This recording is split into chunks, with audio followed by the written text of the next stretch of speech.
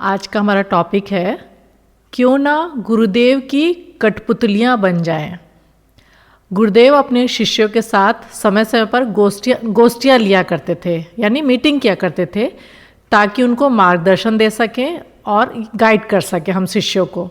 और वैसी ही गोष्ठी आज वो कर रहे हैं और बहुत महत्वपूर्ण बात और बहुत महत्वपूर्ण मार्गदर्शन देने जा रहे हैं स्वयं अपने श्रीमुख से, अपने जीवन का एग्जाम्पल उदाहरण देकर। और क्या बताने जा रहे हैं?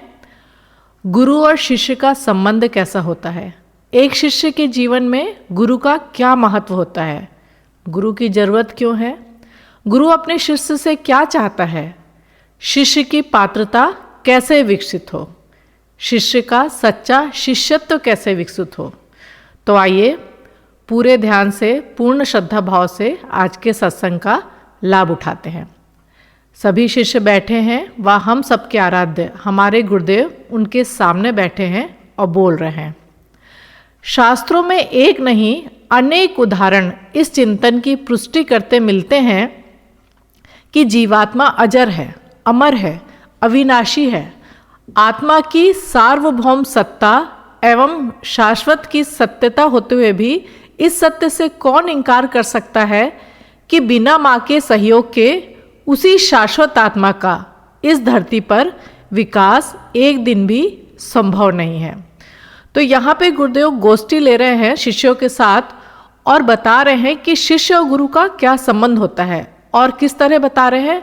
आत्मा और जीवात्मा के संबंध के द्वारा बता रहे हैं कि शास्त्रों में एक नहीं अनेक जगह पर इसके एग्जाम्पल मिलते हैं कि जीवात्मा अजर अमर है, अविनाशी है और अजर है। आत्मा की हम देखें तो सभी जानते हैं कि सच्चित आनंद यानी शाश्वत है वो, और इस सत्य को कोई झुटला नहीं सकता है। और साथ में इस सत्य से भी कौन इनकार कर सकता है कि बिना माँ के सहयोग के इसी शाश्वत आत्मा का इसी धरती पर विकास एक दिन भी संभव नहीं। यदि माँ नवजात शिशु के लालन पालन की जिम्मेदारी अपने कंधों पर ना ले तो शिशु का अस्तित्व ही संकट में पड़ जाएगा। ऐसी ही आवश्यकता मनुष्य के आध्यात्मिक एवं भौतिक जीवन को विकसित करने के लिए पड़ती है। और मनुष्य के आध्यात्मिक विकास में समर्थ मार्गदर्शक की भूमिका निर्वहन को जो सत्ता करती है उसका नाम गुरु है। परम पूज्य गुरुदेव सायकालीन गोष्ठी के क्रम में इस बात को कह रहे थे। तो गुरुदेव ने यहाँ पे शिष्य और गुरु का संबंध माँ और एक छोटे बच्चे के जैसा दिया है कि कितना गहरा संबंध होता है। बता रहे हैं कि हम अजर अमर अविनाशी आत्मा है, लेकिन उस अजर अमर अविनाशी आत्मा को भी धरती पर जन्म लेता है और उसके लिए क्या करना पड़ता है, अपनी माँ से उसको अपने पूरा लालन पालन करवाना पड़ता है। तो बोले जिस तरह एक माँ की जिम्मेदारी होती है कि एक छोटा बच्चा जो पैदा होता है उसका पूरा लालन पालन करती है, जिम्मेदारी उसकी पूरी उठाती है, नहीं तो उस बच्चे का बहुत ज़्यादा नुकसान हो सकता है। बच्चा बहुत छोटा रहता है, वो कुछ कर नहीं पाता है, वो अपने जीवन के लिए कुछ करने लायक उस समय रहता नहीं है। और ऐसी ही आवश्यकता जैसे एक छोटा बच्चा अपनी माँ के ऊपर पूरा डिपेंड रहता है बड़े होने तक के लिए, उसी तरह से ऐसी आवश्यकता मनुष्य के आध्यात्मिक व भौतिक जीवन को विकास करने के लिए जो पड़ती है। और उस सहारे को कौन देता है? हमारा गुरु देता है। तो एक गुरु को हम एक तरह से कह सकते हैं कि वो हमारी माँ है, जो हमें एक छोटे से बच्चे, हमने मनुष्य का जन्म तो ले लिया लेकिन इस जीवन लक्ष्य को समझ नहीं पाते हैं, हम समझ नहीं पाते जीवन को श्रेष्ठ कैसे बनाए, तो हमको उस माँ की गोदी में अपना निर्वाह करने के लिए रहना पड़ता है। और उस माँ का नाम, उस हमारे मनुष्य के आध्यात्मिक विकास के समर्थ मार्गदर्शक की भूमिका को निभाना, उस माँ की भूमिका को निभाने का काम जो सत्ता करती है उसका नाम गुरु है। देखिए कितनी महत्वपूर्ण गुरुदेव ने बात बताई। और ये बात कहाँ चल रही है? उनकी गोष्ठी में वो बता रहे हैं। वैसे तो उन गोष्ठियों का मूल उद्देश्य संगठन के ढांचे को मजबूत करने जैसे विषयों से संबंधित रहा करती थी, परंतु कभी कभी निकट रहने वाले सहयोगियों को ऐसे प्रश्न पूछने की छूट मिल जाया करती थी जो आध्यात्मिक जिज्ञासाओं से अद्भुत थे। तो यहाँ बता रहे जब गुरुदेव की जब होती थी मीटिंग्स वगैरह, गोष्ठियाँ वगैरह होती थी शिष्यों के साथ, तो वैसे तो ज़्यादातर जो बातें होती थी कि भाई गायत्री परिवार के जो उसके संगठन को कैसे और मजबूत किया जाए, और अलग अलग तरह की महत्वपूर्ण अलग अलग घटनाएं के ऊपर बात हुआ करती थी। लेकिन कई बार जो दूसरे जो शिष्य रहते थे, कई बार उनको अपनी जिज्ञासाएं शांत करने के लिए भी अवसर मिल जाया करता था। उस दिन की गोष्ठी में एक कार्यकर्ता भाई ने यही जिज्ञासा परम पूज्य गुरुदेव के सम्मुख रख दी थी कि यदि मनुष्य जन्म तो हम बोले कि जो है उसके भीतर ही आप बता रहे हैं कि आत्मा है जो सर्वज्ञ है, सर्वशक्तिमान है, तो फिर हमको उसी आत्मज्ञान को पाने के लिए किसी के ऊपर डिपेंड क्यों रहना पड़ता है। और यही बात इस गोष्ठी में पूछी जा रही है गुरुजी से एक शिष्य ने। वे आगे बोले, बेटा ऐसा थोड़े ही कि सारे कार्य गुरु के द्वारा संपन्न होते हैं और शिष्य कुछ नहीं करता। तो बोल रहे हैं कि जब उस शिष्य ने पूछा कि हम क्यों इस गुरु पे पूरा डिपेंड रहते हैं, क्या शिष्य कुछ नहीं कर सकता अपने आप? तो गुरुदेव क्या बोल रहे हैं कि ऐसा नहीं कि हर काम गुरु ही करता है, लेकिन सदगुरु का मिलना सौभाग्य है, पर सच्चे शिष्य का मिलना तो उससे भी बड़ा सौभाग्य है। तो देखिए यहाँ पे ये बता रहे हैं गुरुदेव कि हम तो गुरु को पाके धन्य होते हैं, पर यदि सच्चा शिष्य मिल जाए तो गुरु भी उसको पाके धन्य हो जाता है। इस संसार में सिद्ध पुरुषों की इतनी कमी नहीं है जितनी कमी सुपात्र शिष्यों की है। तुम लोग हमारे जीवन का ही उदाहरण ले लो। तो देखिए गुरुदेव यहाँ बोल रहे हैं कि वैसे तो सिद्ध पुरुष, महापुरुष, अवतारी चेतनाएं होती रही हैं, लेकिन सुपात्र शिष्यों को भी गुरु खोजता है और सुपात्र शिष्यों की भी जो है बहुत कमी है। इसीलिए बोल रहे हैं कि अगर तुम समझ नहीं चाहते हो उस बात को तो हमारे खुद के जीवन से तुम समझ सकते हो। हमारी गायत्री मंत्र की दीक्षा और यज्ञोपवीत संस्कार तो महामाना मालवीय जी ने 10 वर्ष की उम्र में कर दिए थे और दीक्षा देते हुए कहा था, यह ब्राह्मण की कामधेनु है, इसे श्रद्धापूर्वक अपनाना। इतना समझाने का कार्य उन्होंने किया तो हमारे पिताजी ने समझाया कि ब्राह्मण का अर्थ वंश विशेष से नहीं होता, वरन गुण, कर्म, स्वभाव की दृष्टि से श्रेष्ठ आदर्श बनने से होता है। तो गुरुदेव खुद बता रहे हैं अपने जीवन के उदाहरण के द्वारा कि जब पंडित मदन मोहन मालवीय ने जो है उनको दीक्षा दी थी तो क्या कहा था गायत्री मंत्र की, यह ब्राह्मण की कामधेनु है। सब जानते हैं कामधेनु गाय जो होती है वो आपकी कोई भी इच्छा पूरी कर सकती है। तो यहाँ उन्होंने बताया कि यदि श्रद्धापूर्वक गायत्री मंत्र को किया जाए तो यह आपकी हर इच्छा पूरी कर सकती है। हर इच्छा मतलब भौतिक, आध्यात्मिक, आपको बहुत श्रेष्ठ जीवन जो है आप जी सकते हो। और क्या बताया था उनके पिताजी ने कि ब्राह्मण का अर्थ विशेष रूप से कोई जातिवाद से नहीं है, जिसने अपने गुण, कर्म, स्वभाव को श्रेष्ठतम बना लिया वह ब्राह्मण हो जाता है। और हमको गुरुदेव ने वही ब्राह्मण बनने को कहा है। पूज्य गुरुदेव थोड़ा ठहरे और फिर बोले, इस बात को हमने गांठ बांध लिया और अपनी साधना को उसी उद्देश्य में निरत कर दिया। फिर 15 वर्ष की आयु में हिमालयवासी ऋषिकल्प महान मार्गदर्शक सत्ता का अनुग्रह हमें हमारी पूजा कोठरी में बैठे बैठे ही हुआ। तो देखिए ये बातें बहुत ही ज़्यादा महत्वपूर्ण और अद्भुत और आश्चर्य करने वाली है कि परम पूज्य गुरुदेव खुद अपने शिष्यों की जिज्ञासा अपने ही जीवन के एग्जाम्पल के द्वारा बता रहे हैं कि कैसे एक शिष्य और गुरु का संबंध होता है और किस तरह एक गुरु के लिए भी उनका शिष्य का सुपात्र होना कितना जरूरी है। तो गुरुदेव बता रहे हैं कि जो हमारे पिता ने समझाया कि ब्राह्मण का अर्थ क्या होता है और यदि गायत्री मंत्र की दीक्षा जो है वो कामधेनु है, आपकी हर इच्छा को पूरी कर सकती है, तो बोल रहे हमने अपनी साधना का उद्देश्य ये बना लिया कि वही गायत्री साधना को अपने जीवन में हमको पूरी तरह श्रद्धा से करना है। और फिर क्या हुआ, 15 साल की उम्र में जैसा हम सभी लोग जानते हैं, परम पूज्य गुरुदेव जब अपनी पूजा की कोठरी में बैठे हुए थे तो उनके जो है दादा गुरु ने उनको ज्योति के रूप में दर्शन दिए और जो है उनके पिछले जन्मों को पूरा उन्होंने, जैसे एक फिल्म चलती है ना वैसे पिछले जन्मों की याद दिलाई कि हमने क्यों तुमसे संबंध जो है स्थापित करना चाहा, क्यों तुमसे हम संपर्क करना चाह रहे हैं। तो अब जैसा सभी जानते हैं, प्रथम जो गुरुदेव का जन्म था कबीर जी का था, कबीरदास जी का था, दूसरा समर्थ गुरु रामदास का था और तीसरा जो है रामकृष्ण परमहंस और माता जी का, वंदनीय माता जी का माँ शारदा के रूप में था। तो तीनों जन्मों के दर्शन कराए। उनका उद्देश्य मात्र इस आत्मबोध को कराना था कि किस उद्देश्य के लिए इस जीवन को निरत करना है। तो देखिए सच्चा गुरु अपने शिष्य को भी खोज लेता है, जिस तरह दादा गुरु ने परम पूज्य गुरुदेव को सोचा। और ये सब उन्होंने इसलिए बताया कि तुम जन्म जन्मांतर से हमसे जुड़े हो और तुम्हारे जन्म भी इतने प्रखर रहे हैं, तो हम तुमसे अपना उद्देश्य कुछ पूरा कराना चाहते हैं। हमने उनके निर्देशों को अंगीकार करने में क्षण भर की देरी नहीं की। मन, वचन, कर्म से अपने को उनके निर्देशों के लिए समर्पित कर दिया। आगे मिले निर्देशों में पहला निर्देश आत्म परिशोधन से भरी तपस्या को पूर्ण करना था। तपस्या को पूर्णाहुति को हमारे गुरुदेव ने हमारी श्रद्धा की परीक्षा के रूप में लिया।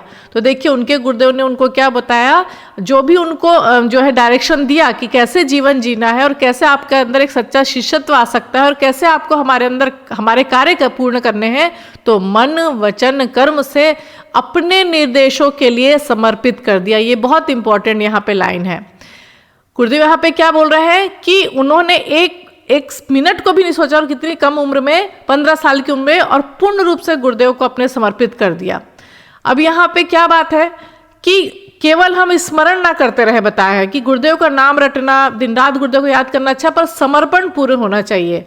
हम बहुत अच्छे से गाते हैं, स्वयं भगवान हमारे गुरु, परम सौभाग्य हमारा है। अरे सौभाग्य अगर है तो हम लाभ क्यों नहीं उठा पाते हैं? गुरुदेव ने तो कोई कमी नहीं रखी है हमारे अंदर, और जब देने का अवसर आता है तो हम कंजूस बन जाते हैं, हर बात में अपनी सुविधा देखते हैं। तो यहाँ पे क्या बोल रहे हैं कि गुरुदेव ने तो 1 सेकंड भी नहीं लगाया सोचने में, और हमारा कल्याण किसमें ये हमारे गुरुदेव जानते हैं। तो भी हम क्यों झिझकते हैं कि अरे गुरुदेव जो हमसे चाहते हैं पूर्ण समर्पण, वो क्यों नहीं हो पाता। और जैसा कि बार बार बोला जाता है ना कि गुरु शिष्य का संबंध दाता भिखारी का नहीं होता है, बराबरी का होता है। शिष्य मांगता है और गुरु मांगता है, और हमारे पास तो देने को बहुत कुछ है, पर यदि हम हमेशा भिखारी बना रहना चाहते हैं तो फिर वो भिखारी जितनी चीज़ें मिलती हैं। तो यहाँ पे अगर गुरुदेव कुछ हमको देना इतना दे रहे हैं तो हमारा भी तो फर्ज है कि उनको दिया जाए। और इसीलिए बोल रहे हैं कि ईको होता है। अगर हम बोलते हैं गुरुदेव आप हम पे अपनी कृपा बरसाइए, हमको ये चीज़ दे दिए, तो गुरुदेव का भी जो है ईको होता है कि बेटा तुम भी तो कृपा बरसाओ, इतना ले लिया, अब तुम हमारे लिए क्या करना चाहते हो।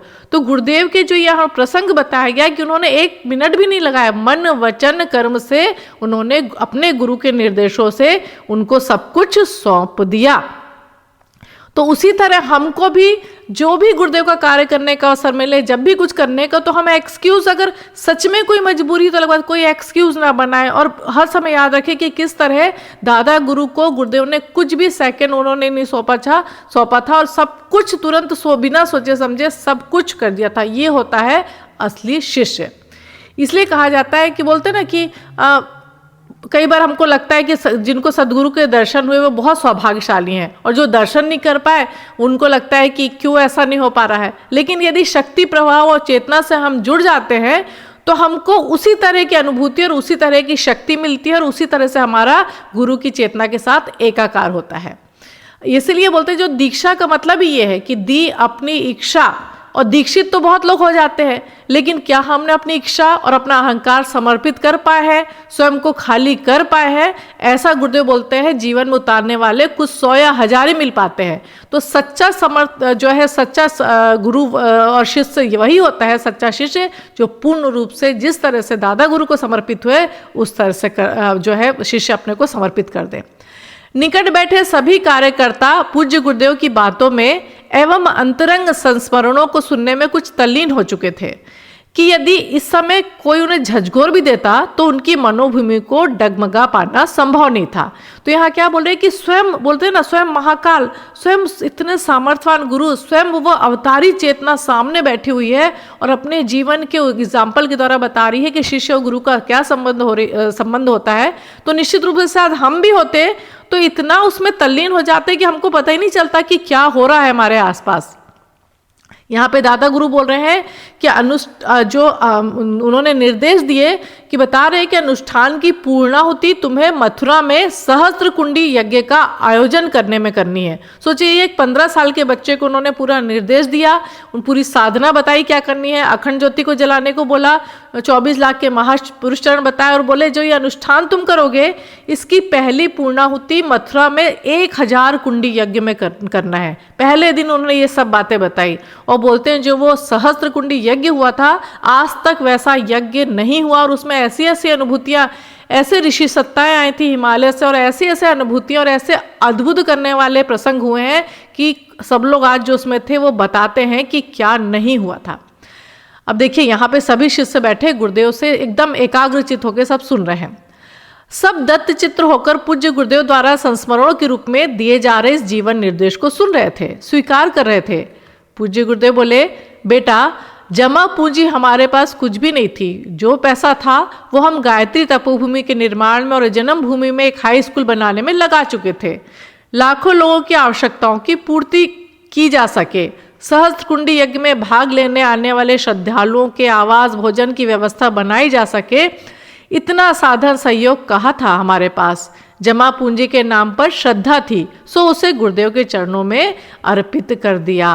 तो देखिए इतना, जिसको बोलते हैं ना 1000 कुंडी यज्ञ, ये कोई छोटा मोटा यज्ञ नहीं था और इसमें कितनी व्यवस्था की जरूरत पड़ती है।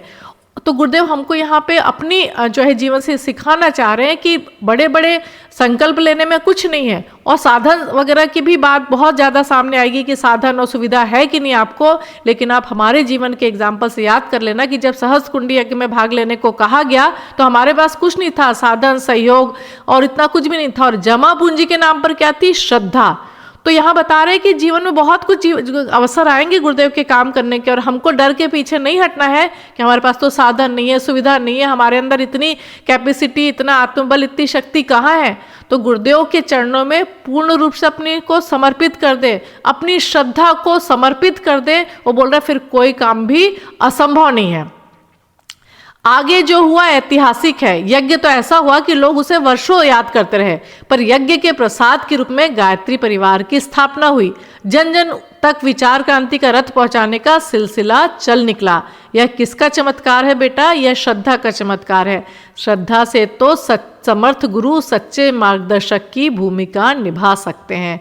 तो देखिए श्रद्धा हम बोलते तो हैं गुरुदेव पे बहुत श्रद्धा है, बहुत श्रद्धा है, पर श्रद्धा कैसी होती है ये गुरुदेव बता रहे हैं कि कुछ भी नहीं था हमारे पास, लेकिन हमारी श्रद्धा, समर्पण, यानी गुरु का वाक्य, ब्रह्म वाक्य मान के अपनी कोई भी इच्छा नहीं, पूर्ण गुरुदेव की जो इच्छा थी वो समर्पित कर दी, और फिर ऐसा ऐतिहासिक यज्ञ हुआ और जो प्रसाद मिला उसके रूप में गायत्री परिवार की स्थापना हुई, जिसका हम एक छोटा सा अंग अवयव है गुरुदेव के। तो बोल रहे हैं उसके बाद विचार क्रांति घर घर पहुंचने लगी। तो गुरुदेव बोल रहे हैं ये किसका चमत्कार था? ये श्रद्धा का चमत्कार था। तो यहाँ पे अगर हमारे अंदर पूर्ण श्रद्धा है, समर्पण है, तो कोई काम रुकेगा नहीं, और गुरुदेव का मार्गदर्शन हमको पग पग पर मिलता रहेगा। इसलिए गुरुदेव बार बार कहते हैं कि बेटा मांगना छोड़ो, हमको तो सब पता है, देने की बात करो, गुरुदेव को हम क्या दे सकते हैं। पूज्य गुरुदेव आगे बोले, यह सत्य है कि जीवात्मा सर्वज्ञ है, पर शरीर धारण करते ही वो माया के बंधनों में बन जाती है, और तब उसे उसका जीवन उद्देश्य याद दिलाने का कार्य कौन करता है? सदगुरु का। तो उनका क्वेश्चन क्या था कि जो सबके अंदर वो आत्मा है, जीवात्मा है, तो फिर हमको आत्मज्ञान की और गुरु की आवश्यकता क्यों पड़ती है? तो यहाँ पे बोल रहे हैं कि जीवात्मा तो सर्वज्ञ है, पर शरीर धारण करते ही जीवात्मा तो एकदम शुद्ध बुद्ध पवित्र होती है, लेकिन जैसे ही शरीर में आती है वो, तो क्या होता है कि माया के बंधन में बन जाती है, और तब उसका उद्देश्य याद दिलाने का कार्य सदगुरु करता है।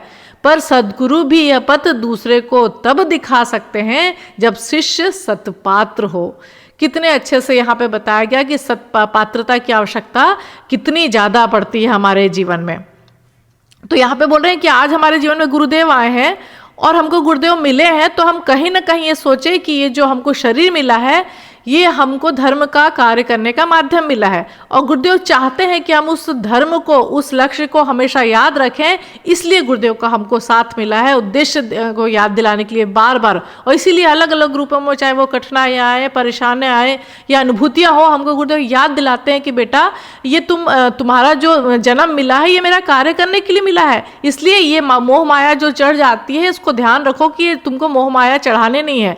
और गुरुदेव अपने संबंध क्या बताते हैं कि संसार में संबंध कैसे होते हैं। कुछ संबंध शरीर से जन्म लेते हैं, माता पिता का, भाई बहन का, पति पत्नी, जो सब चीज़ों का, लेकिन बोल रहे हैं कुछ भावनाओं से जन्म लेते हैं, जैसे पति पत्नी का है, मित्र का संबंध है, और इन संबंधों का आधार क्या है? भावना है। लेकिन कुछ संबंध ऐसे होते हैं जिसमें किसी प्रकार का संसार और संसारिकता नहीं है, ये आत्मिक संबंध होते हैं जो आत्मा को प्रखरता और पावनता प्रदान करते हैं। और जैसे गुरु और शिष्य का संबंध है, ये शारीरिक संबंध नहीं है, ये सांसारिक संबंध नहीं है, यह आत्मिक संबंध है, आध्यात्मिक संबंध है। और क्या बता रहे हैं गुरुदेव यहाँ पे कि कोई भी जो भी संबंध है, ज़्यादातर व्यक्ति संपूर्ण रूप से बहुत कम लोग जानते हैं किसी भी व्यक्ति को, जो ऊपरी दिखता है वो जानते हैं, लेकिन एकमात्र गुरु और शिष्य का संबंध है जिसमें गुरु शिष्य को पूरी तरह जानता है, और केवल उसके शरीर को नहीं, व्यक्तित्व को जानता है, केवल सतह को जानता है और गहराई से जानता है, उसके चित्त को जानता है, संस्कारों को जानता है। तभी तो जो गुरु है वो हमारे चित्त की सफाई कर पाता है। तो इसीलिए बोल रहे हैं कि ऐसे संबंध वाले हमारे गुरुदेव हमको मिले हैं जिनसे आध्यात्मिक संबंध है, एक पवित्र हमारा संबंध है। तो यहाँ पे गुरुदेव बोल रहे हैं कि जब हमारा संबंध बन ही गया है, और मैं तुमको याद दिला रहा हूँ, बार बार तुमको याद दिलाने को किसी ना किसी रूप में आता रहता हूँ, तो तुम उस इंडिकेशन को समझो, तुम जो बार बार संकेत दिए जाते हैं वो समझो, चाहे वो कठिनाई के रूप में आए, चाहे वो किसी के रूप में आए, चाहे प्रेरणा के रूप में आए। फिर आगे गुरुदेव बोलते हैं कि जब से सत्य पात्र होता है तभी तो वो गुरुदेव उसको चुनते हैं और इसीलिए याद दिलाने आते हैं। अगर हम देखें कि पात्रता की जो बात आ रही है बार बार यहाँ पे, तो बोल रहे हैं कि पात्र यदि गंदा हो तो उसमें कोई चीज़ रख नहीं सकते हैं, इसलिए गुरुदेव यहाँ पे बार बार बोल रहे हैं कि बेटा अपनी पात्रता बढ़ाओ। अलग अलग चीज़ों के जरिए गुरुदेव हमको माध्यम बताते हैं कि हमको पात्रता अपनी जो है कैसे बढ़ानी है। तो क्या करना है हमको?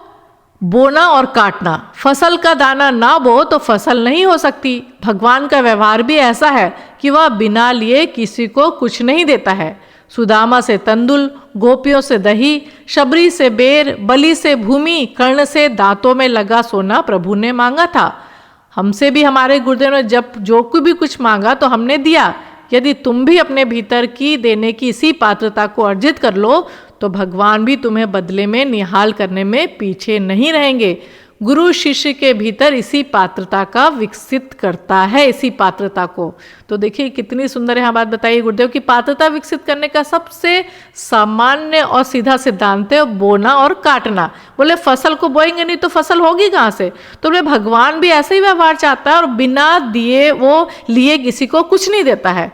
तो ये तो बड़ी गजब की बात बताई कि भगवान को तो पहले चीज़ें चाहिए कुछ, तो भगवान कुछ भी नहीं मांगता है। बोल रहे हैं कितने उदाहरण है, हम देखें इतिहास उठा के तो भगवान ने किसी न किसी से कुछ मांगा है, क्योंकि अगर बिना दिए किसी को कुछ दो तो वो उसकी कदर नहीं करता है।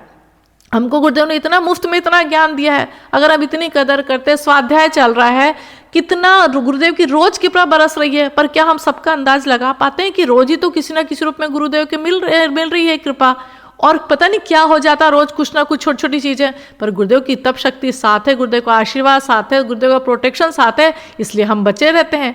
तभी गुरुदेव बोल रहे हैं कि बेटा आप हमको पहले दो, और गुरुदेव कुछ भी नहीं मांगते हैं। गुरुदेव हमसे क्या मांगते हैं? हमारी कमियों को, हमारे विकारों को, हमारे दोषों को, हमारे अहंकार को मांगते हैं, हमारे स्वार्थ को मांगते हैं। इसलिए देखिए कितने अच्छे से बताया गया कि जो गुरुद्वारा बोलते हैं ना, गुरु का द्वार, हम देखते हैं कि जो उसका मंदिर में जब घुसते हैं तो उसका जो दरवाज़ा होता है, देखते हैं हम पहले के भी जो मंदिर बन रहते थे कि झुक के जाना पड़ता था। तो यहाँ पे यही बता रहे हैं कि स्वार्थ व अहंकार को विसर्जित करके कोई भी परमात्मा रूपी मंदिर में नहीं पहुंच सकता अगर जब तक विसर्जित नहीं करेगा। तो हमको भी अपने आप को झुकना पड़ेगा। हम तो झुकना चाहते नहीं, हम तो अकड़े रहते हैं पूरे टाइम, पता नहीं क्या अपने आप को सोचते रहते हैं। तो यहाँ बोल रहे हैं कि अपना, हमको गुरुदेव बोल रहे हैं कि अपना दे दो हमको, अपने जो आप है ना, अपना मैं है जो, वो मुझको तुम दे दो, तभी तो ये सब कुछ हो सकेगा जो हम चाहते हैं। तो देखिए गुरुदेव हमसे कुछ भी नहीं चाहते, इसलिए हम तो झिझके ही ना। उनके गुरुदेव ने तो बहुत ज़्यादा कुछ मांगा था जिसमें बहुत कुछ करने की जरूरत थी, पर हमारे गुरुदेव तो कुछ भी नहीं मांगते, केवल हमारी कमियों को मांगते हैं। हम श्रेष्ठ बने और श्रेष्ठ बनाए, यही हमको चाहते हैं गुरुदेव, बने और बनाए। गुरु शिष्य के भीतर इसी पात्रता को विकसित करता है। तो यहाँ बता रहे कि हमारे जो भी अलग अलग चीज़ें आती हैं ना हमारे जीवन में, तो ये ठोकने पीटने के लिए आती है ताकि पात्र विकसित हो, हमारा पात्रता विकसित हो। अगर बिना हमको शरीर में हिम्मत ही नहीं है, मन मजबूत नहीं है, तो हम क्या कर पाएंगे जीवन में? तो इसीलिए मजबूती प्रदान करने के लिए गुरुदेव अलग अलग तरह से हमारे सामने परिस्थितियों को उत्पन्न करते हैं। एकाग्रचित्त होकर सुन रहे कार्यकर्ता भाइयों में एक ने जिज्ञासा व्यक्त की, गुरुदेव पात्रता विकसित हो जाए तो क्या हमारे द्वारा सब कुछ संभव है? पूज्य गुरुदेव मुस्कुराए और बोले, बेटा हमारे जीवन की कथा सुनकर भी क्या तुझे ऐसा लगता है कि कुछ असंभव है? तुझे तो हमारे जीवन का मात्र प्रत्यक्ष भाग ही पता है, जो परोक्ष है वो तो इससे कई गुना ज़्यादा बड़ा है। देखिए यहाँ पे गुरुदेव बोल रहे हैं, तो जो कार्यकर्ता भाई थे, जो गोष्ठी चल रही है, जो हम ये पढ़ रहे हैं, सुन रहे हैं कि जो शिष्य ने पूछा है उनसे कि गुरु की आवश्यकता क्यों होती है, तो बोल रहे हैं कि पात्रता केवल विकसित हो जाए तो सब कुछ हो। अगर हम पात्रता विकसित कर लें तो गुरुदेव क्या बोल रहे हैं, मैंने तुमको अपने जीवन का उदाहरण दिया है, तो अभी भी तुमको लग रहा है कुछ असंभव हो। और हमने देखा है गुरुदेव की पूरी जीवन यात्रा देख ली कि कुछ भी गुरु बोलते हैं ना, गुरु ब्रह्मा गुरु विष्णु गुरु देवो महेश्वरा, गुरुदेव तो सब कुछ है, वो ब्रह्मा है, विष्णु है, महेश है। उनके जीवन को सुन के कुछ असंभव है ही नहीं, और ना था और ना रहेगा गुरुदेव के प्रत्यक्ष रूप से रहने के बाद और अप्रत्यक्ष रूप से भी रहने पे। तो यहाँ पे बोल रहे हैं कि गुरुदेव कि अभी तो जो तुम लोग को दिखता है ना, वो तो केवल ऊपरी भाग है। जिस तरह से हम देखते हैं कि इतने बड़े बड़े जो है शिप वगैरह रहते हैं, उनका कितना भाग अंदर रहता है और थोड़ा सा भाग ऊपर दिखता है। तो बोल रहे हैं उसी तरह से कि तुमको तो थोड़ा सा दिख रहा है जो कि क्या क्या चल रहा है जीवन में, लेकिन हमारे अप्रत्यक्ष जो नहीं दिखा है लोगों को, वो बहुत ज़्यादा है। गुरुदेव बोलते हैं भाई कि मेरा जो तप है ना, उसका एक अंश है जो तुम लोग की मैं दुखों को दूर करने में, तुम लोग की बातों को सुनने में, तुम लोग की तप शक्ति देने में जो है अपने आप को देता हूँ। बाकी तो इतना पड़ा है मेरे पास कि पूरी जिंदगी भी हो जाए तो ख़त्म ना हो, ऐसे सामर्थ्यवान हमारे गुरुदेव हैं। आदर्श वातावरण में परिशोधन के लिए जो हमसे बन पड़ा है उसका तो अनुमान भी शायद लगाया जा सकता है, परंतु बेटा यह हमारा पुरुषार्थ नहीं है। हमने सिर्फ एक सच्ची कठपुतली बनने का कार्य कर दिखाया है। बाकी सारा श्रेय तो उन्हीं हिमालयवासी देवात्मा का है, हिमालयवासी जिन्हें हम अपना इष्ट देव मानते हैं। तुम लोग भी अपने को सौंपने के कार्य में परिश्रम करो, शेष कार्य तो महान शक्तियाँ तुम्हारे द्वारा करा ही लेंगी। इतना इम्पॉर्टेंट मैसेज गुरुदेव ने यहाँ दिया है। गुरुदेव क्या बोल रहे हैं कि ये हमारा पुरुषार्थ नहीं है। देखिए उनकी महानता, देखिए उनकी विनम्रता, देखिए हम तो जीवन में थोड़ा सा करते हैं, मैंने किया मैंने किया मैंने किया, मैं से ऊपर ही नहीं जाते हैं। और गुरुदेव ने अमृतवाणी में क्या है कि बेटा मैं करेगा तो बकरे की तरह कट जाएगा। गुरुदेव यहाँ तो भी बोल रहे हैं, जबकि उन्होंने किया है, ये हमारा पुरुषार्थ नहीं है। और ये हम क्यों कर पाए, क्योंकि एक सच्ची कठपुतली बनने का हमने अपने आप को अवसर दिया। कठपुतली यानी पपेट, जिसके तार जो रहते हैं वो बाजीगर के हाथ में रहते हैं, उसके जो डोर रहते हैं, और जैसा बाजीगर नचाता है वैसा वो कठपुतली नाचती है। तो इसीलिए गुरुदेव बोल रहे हैं कि हमने दादा गुरु को अपनी कठपुतली बन के वो डोर हमने उनको सौंप दी थी, और जैसा नचा यानी हमने पूर्ण समर्पण कर दिया उनको, और जैसा वो नचाते गए वैसे हम नाचते गए, अब बिना किसी शर्त के, बिना किसी फायदे के। और हमारे अंदर भी वही श्रद्धा समर्पण रहेगा तो हम आपकी कठपुतली है और हमारी डोर आपके हाथों में सौंप दी है, तो आप जैसा चलाओगे, जैसा नाच नचाओगे, आप डोर पकड़े रहना, करिष्ये वचनम तवा, हमारी डोर आपके हाथ में रहेगी। तो बोल रहे ऐसा हम आपको अपने आप को सौंपे। इतना कहते हुए पूज्य गुरुदेव ने इशारा किया कि वे अब उठने वाले हैं, और उनको उठता देखकर सभी उपस्थित भाई उनके चरण स्पर्श कर अपने उठने का जो है उपक्रम करने लगे। और सबके मनों में एक संदेश गूंज रहा था, शिष्यत्व समर्पण से सार्थक बनता है। स्वयं को भी गुरु चरणों में समर्पित करके देखो तो हमारा जीवन सफल हो जाएगा और सौभाग्यशाली कहलाएगा। तो जाते समय उन्होंने क्या, उनके दिमाग में एक बात गूंज रही थी जो गुरुदेव ने बताई कि समर्पण से ही शिष्यत्व सार्थक बनता है। इसलिए हम पूर्ण समर्पण होना सीखें, पूर्ण समर्पित होना सीखें। और गुरुदेव से क्या बोले, सदगुरु मैं तेरी पतंग हवा विच उड़दी जावांगी, गुरुदेव डोर हत्तो छड्डी ना मैं कटी जावांगी। हे गुरुदेव, हम सब आपकी पतंग हैं और हमारी डोर आपके हाथ में है, और जब तक ये डोर आपके हाथ में है तभी तक जीवन में ऊंचे उठ सकेंगे। और इसलिए मेरे गुरुदेव, कभी अपने हाथों से हमारे जीवन की डोर मत छोड़ना, नहीं तो पता नहीं इस जीवन का क्या होगा। गुरु कृपा ही केवलम, गुरु कृपा ही केवलम।